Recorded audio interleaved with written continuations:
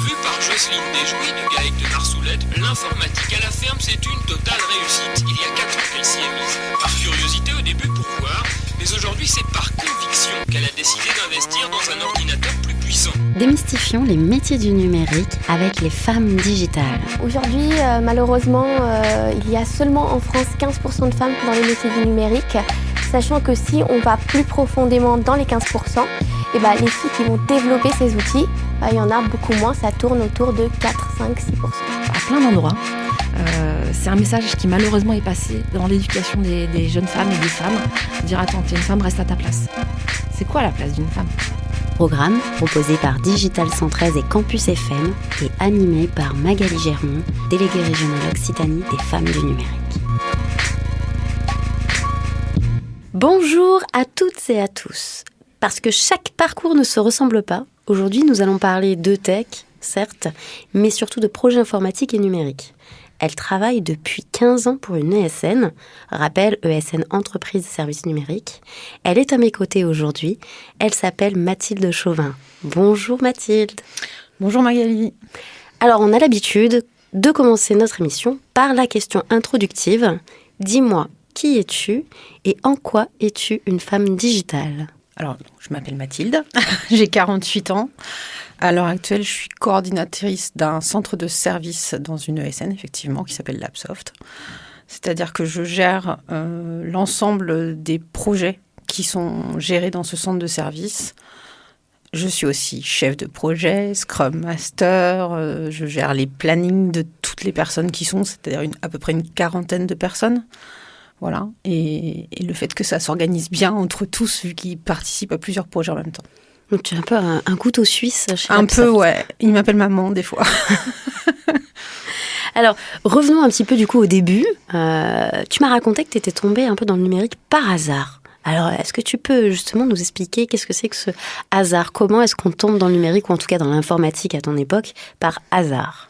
Alors, à mon époque, oui, c'était pas forcément évident. Moi, je suis d'une famille d'ouvriers d'un côté et d'agriculteurs de l'autre, donc absolument pas prédestinée à faire de l'informatique. Il n'y avait pas d'ordinateur à la maison, soyons clairs. J'ai découvert l'informatique au lycée et ça m'a tout de suite plu parce qu'en fait, c'était de la logique pour moi. C'était des 0, des 1. C'était juste purement logique et ça fonctionnait très bien avec mon cerveau, ça m'allait parfaitement. Et donc comme ça, tu te dis finalement, l'informatique, ça me plaît. Le premier cas, c'est que je me suis dit, c'est facile, en fait. Voilà. Et est-ce que ta famille, du coup, qui était pas familiarisée en effet avec l'univers de l'informatique à l'époque, elle t'a encouragée dans ses études ? Alors, énormément, voilà. Ma mère, notamment, qui a toujours voulu que je fasse des études parce que je pense qu'elle voulait que j'aille plus loin qu'elle. Donc, oui, beaucoup. Ils m'ont beaucoup soutenue et ils ont toujours été derrière moi, là-dessus. Poussée à faire la fac, à faire tout ça. Bon, elle aurait aimé que je fasse des maths, j'ai fait de l'informatique. Donc, j'ai fait MIAS à l'époque. Donc, et je me suis dirigée après vers une orientation de fac qui était plutôt orientée 3D. C'est un peu le hasard aussi. En fait, j'avais des profs qui étaient passionnés de 3D. Donc, je suis passée de l'informatique, qui est un truc facile, à en plus un truc qui était visuel, intéressant. Voilà, c'était passionnant, quoi. Et tu as réussi à l'époque, du coup, à travailler dans cet univers 3D ? Oui. Alors, j'ai commencé par faire des simulateurs de voitures, voilà, pour des grandes marques. Donc, dans l'automobile, un milieu très masculin, mais voilà. Donc, ça permettait de faire un peu de tout. C'est-à-dire non seulement d'être développeuse, ce qu'on appelle développeuse, mais de faire de l'infographie et puis rapidement d'être chef de projet. Parce que c'était une petite structure, on va dire, là où j'étais. Et je pense que j'avais déjà cette mentalité d'aller vers la chefferie de projet. Donc très rapidement, finalement, dans cet univers qu'on appelle aujourd'hui le monde de la tech, tu t'es sentie à ta place. Alors j'ai pris ma place. Alors je me suis sentie à ma place comme chef de projet.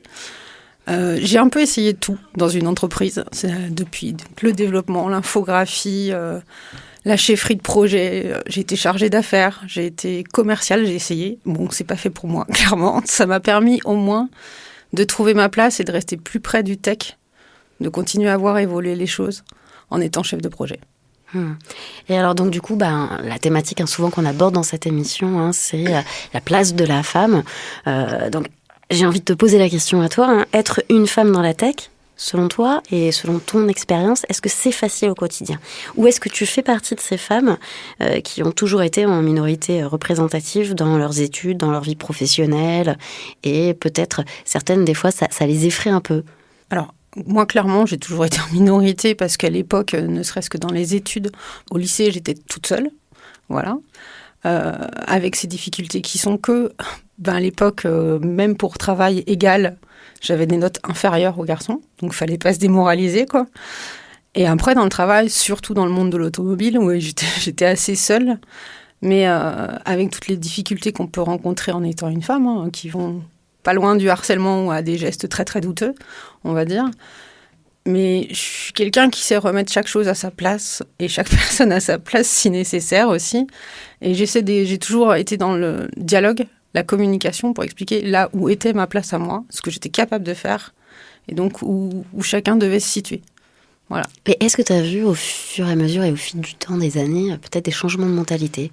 Aujourd'hui, est-ce qu'on n'a pas l'impression que ce monde masculin est beaucoup plus ouvert et que finalement ça devient un monde autant masculin que féminin, même s'il y a moins de femmes? Alors, je vois aucune difficulté particulière en être une femme dans le numérique.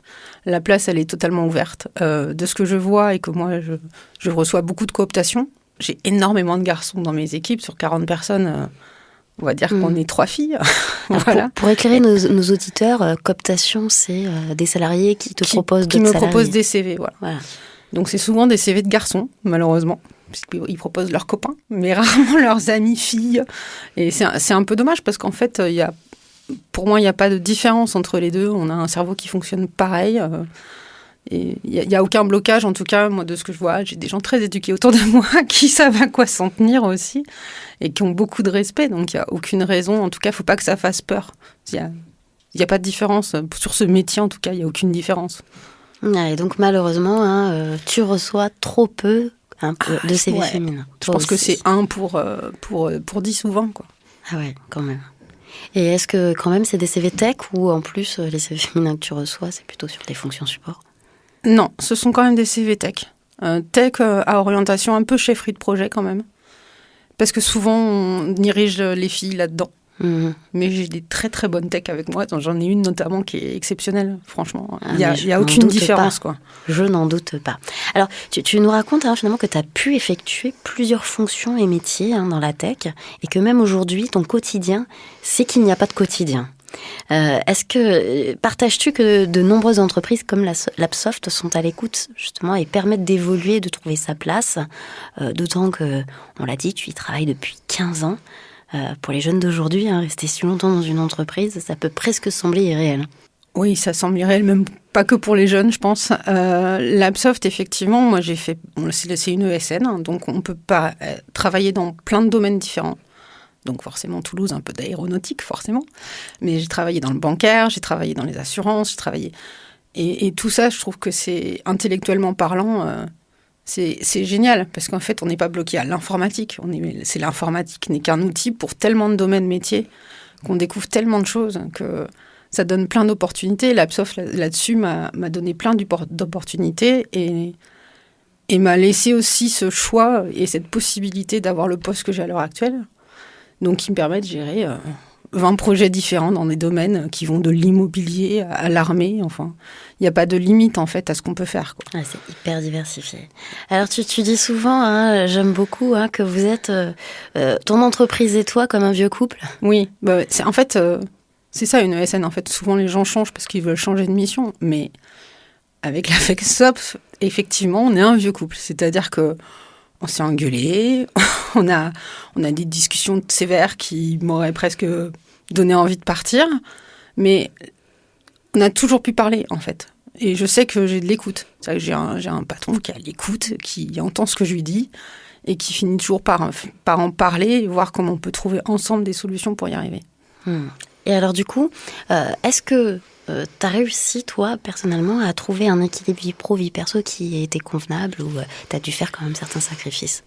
Alors, au démarrage, beaucoup de sacrifices, je pense, parce que le fait d'être une femme, effectivement, m'obligeait à faire beaucoup plus mes preuves qu'un garçon, soyons clairs. Donc, j'ai travaillé jusqu'à 18 heures par jour pour prouver que j'étais capable d'aller plus loin qu'eux, parce qu'en fait, l'objectif, c'était pas même niveau, c'était d'aller plus loin, voilà, pour montrer que j'avais ma place, en fait. Mais ça m'a, depuis 10 ans, on va dire, c'est plus équilibré. J'ai bien fait ma place, elle est claire, nette et précise. Donc maintenant, c'est équilibré, je mets mes limites. Même au niveau de la société à l'heure actuelle, je mets mes limites. Voilà, il y a un moment où je m'arrête. Et puis, est-ce que peut-être aussi depuis 2020, je ne sais pas, chez Lapsoft, mais l'équilibre un petit peu avec télétravail Alors, il y a du télétravail, effectivement, bien sûr, parce que c'est très demandé de toute façon désormais. Moi, j'en fais très peu, mais c'est aussi par choix personnel, même si j'ai adoré ça, soyons clairs. Mais moi, j'aime bien voir les gens. Et j'aime bien voir, j'ai plein d'équipes différentes sur des sujets différents. Eux font du télétravail. Et si je veux voir tout le monde, il faut que je sois là tous les jours. Donc, je suis là tous les jours. Et comme ça, ils savent que s'ils ont besoin de moi, je suis là. Eh bien, merci. Alors, dis-moi, en quelques mots, en quoi ton métier d'aujourd'hui est-il passionnant et pourquoi est-ce que tu le recommanderais ? Pour tout ce que je disais tout à l'heure, c'est-à-dire que j'ai un métier qui est tellement divers. Je peux encore faire du code quand on a besoin de moi, c'est rare, mais je le fais encore. Et puis, j'ai des métiers tellement différents. Je découvre plein de choses tous les jours. Et c'est l'avantage, je pense, pour moi, du numérique, c'est que c'est tellement diversifié qu'on peut découvrir tous les jours quelque chose, quoi. Oui, donc tu ne t'ennuies jamais. Ah, jamais. J'ai pas le temps. Eh ben, merci Mathilde pour ta participation à ce podcast. Il est encourageant et vraiment très intéressant finalement de constater que la richesse d'une carrière dans le numérique comme la tienne, et je pense qu'en plus elle n'est pas terminée. Donc c'est passionnant d'avoir aussi ce genre de témoignages que les métiers du numérique et entre autres ton métier à toi, autour de la chefferie, de l'organisation, de la coordination, c'est un métier hyper passionnant et jamais redondant. Donc je crois qu'on retiendra cette phrase, on ne s'ennuie jamais. On terminera donc avec le mantra de notre émission, le numérique. Une opportunité pour les femmes. Les femmes. Une opportunité pour le numérique. Et malheureusement, l'émission passe toujours trop vite. Il est déjà l'heure de rendre l'antenne. Je vous rappelle que vous pourrez réécouter cet épisode et les précédents sur les plateformes de streaming, le site de Digital 113 et bien sûr le site de Campus FM. Alors n'hésitez pas à les partager et à les commenter.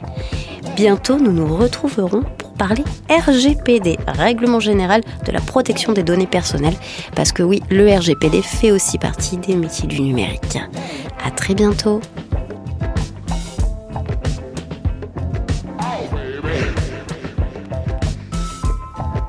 Get down.